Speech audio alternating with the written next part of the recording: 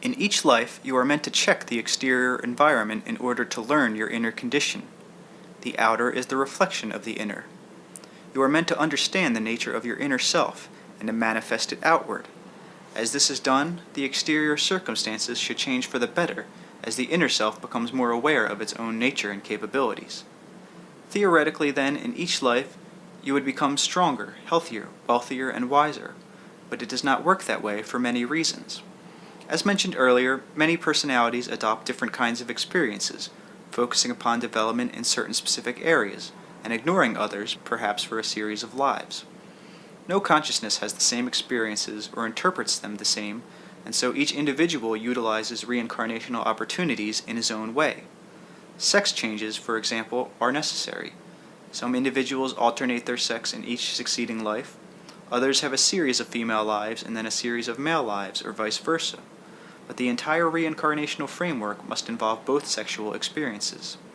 Abilities cannot be developed following a one-sex line. There must be experiences in motherhood and fatherhood. When you get to the point that you realize you are forming your day-to-day existence and the life that you know, then you can begin to alter your own mental and psychic patterns, and therefore change your daily environment. This realization, however, should go hand in hand with a deep intuitional knowledge of the capabilities of the inner self. These two factors together can release you from any difficulties that have arisen in past lives. The entire structure of your existence will begin to change with these realizations, and an acceleration of spiritual and psychic growth will develop. There is an inner logic to your current relationships, attitudes, and experiences.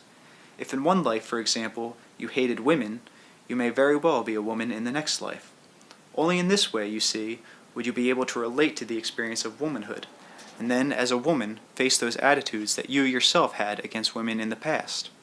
If you had no sympathy for the sick, you may then be born with a serious disease, again, now self-chosen, and find yourself encountering those attitudes that once were your own. Such an existence would usually also include other issues, however. No existence is chosen for one reason only, but would also serve many other psychological experiences.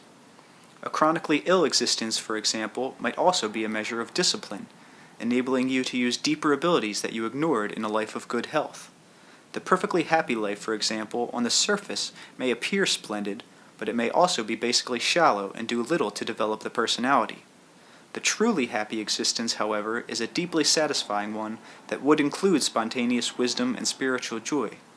I am not saying, in other words, that suffering necessarily leads to spiritual fulfillment, nor that all illness is accepted or chosen for such a purpose, for this is not the case. Illness is often the result of ignorance and lazy mental habits. Such a discipline may be adopted, however, by certain personalities who must take strong measures with themselves because of other characteristics. There is an overall pattern to relationships within lives, and yet this does not mean that you travel through various existences with the same limited and familiar number of friends and acquaintances, merely altered like actors with a change of face or costume. Groups of individuals come together in various lives for certain purposes, separate, and may or may not come together again in a different time or place. Again, however, there is no rigid rule. Some families are literally reincarnations of their ancestors, but this is not the general case by any means. Deep relationships will continue in one way or another. Others will simply disappear. The point I want to make is that the opportunity for development and knowledge is as present at this moment in this life as it will ever be.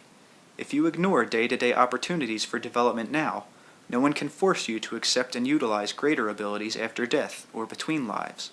The teachers are there in after-death experience, but they are also teachers here in your existence now. Some families come together in a particular life not because of a great attraction or love in a past existence, but for the opposite reason. Families may be composed then of individuals who disliked each other in the past and come together in a close relationship where they are to work together toward a common goal, learn to understand each other better, and work out problems in a different kind of context. Jointly, each generation has its own purpose. It is this: to perfect inner knowledge and to materialize it as faithfully as possible outward into the world. The changing physical scene throughout the centuries as you know them represents the inner images that have flickered through the minds of the individuals who lived within the world through the various ages. Now, it is not necessary that you learn about your own past lives, though it may be helpful if you understand that you chose the circumstances of your birth this time. If you examine your own life carefully, the challenges that you have set for yourself will become apparent. This is not easy to do, but it is within the grasp of each individual. If you release yourself from hatred, then you automatically release yourself from any such relationships in the future, or any experiences that are based upon hatred. Knowing your reincarnational background, but not knowing the true nature of your present self, is useless. You cannot justify or rationalize present circumstances by saying, "This is because of something I did in a past life." For within yourself now is the ability to change negative influences. You may have brought negative influences into your life for a given reason, but the reason always has to do with understanding, and understanding removes those influences. You cannot say, "The poor are poor simply because they chose poverty, and therefore there is no need for me to help them." This attitude can easily draw poverty to you in the next experience. Each individual is not at the same level of achievement even at the end of the reincarnational cycle. Some possess certain qualities that do not find a counterpart within human experience. Physical existence itself has a different effect upon various individuals. Some find it an excellent medium of expression and development. They are suited to it. They have a knack for expressing themselves in physical ways and objectifying inner feelings faithfully. Others find it difficult, and yet the same individuals may do much better in other levels of reality. There are hardy souls who thrive in physical reality and who may have difficulties acclimating to other non-physical areas of activity. In all of these areas, however, deep spiritual and emotional contexts are never negated. Very close friends from past lives who are in a position to do so often communicate with you when you are in the dream state, and the relationships are continued, though you do not realize it consciously. On an unconscious basis, you are aware of the birth into physical life of someone you have known in the past. The strangers that you meet in your dreams are often, of course, people now alive, contemporaries that you have also known in past lives. There are also passing relationships, contacts made and then dropped. A mate from any given life, for example, may or may not represent someone with whom you had a deep abiding tie, and again you may marry someone because of a highly ambiguous feeling from a past life, and choose a married relationship that is not based upon love, though love may emerge. Twins, incidentally, almost always involve very deep abiding psychic relationships of a strong, sometimes obsessive nature. I am speaking now of identical twins. Reincarnational goals also vary greatly. I want to stress that reincarnation is a tool used by personalities.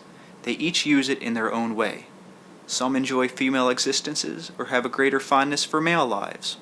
While both must be encountered, there is a great range of choice and activity. Some personalities will have difficulty along certain lines and develop with relative ease in other ways. Predetermination is never involved, for the challenge and circumstances are chosen. Some problems may be put off, for example, for several existences. Some personalities want to solve their strongest problems and get them over with, perhaps in a series of rather trying existences and exaggerated circumstances. Others of a more placid nature will take their problems one at a time. Rest periods may also be taken, and they are highly therapeutic. For example, an excellent satisfying life with a minimum of problems may be chosen either as a prelude to a life of concentrated challenge or as a self-adopted reward for a previous difficult life. Those that thoroughly enjoy the physical medium without being obsessed by it, however, do very well indeed. The quote-unquote laws of reincarnation are adapted by the individual personalities to suit themselves.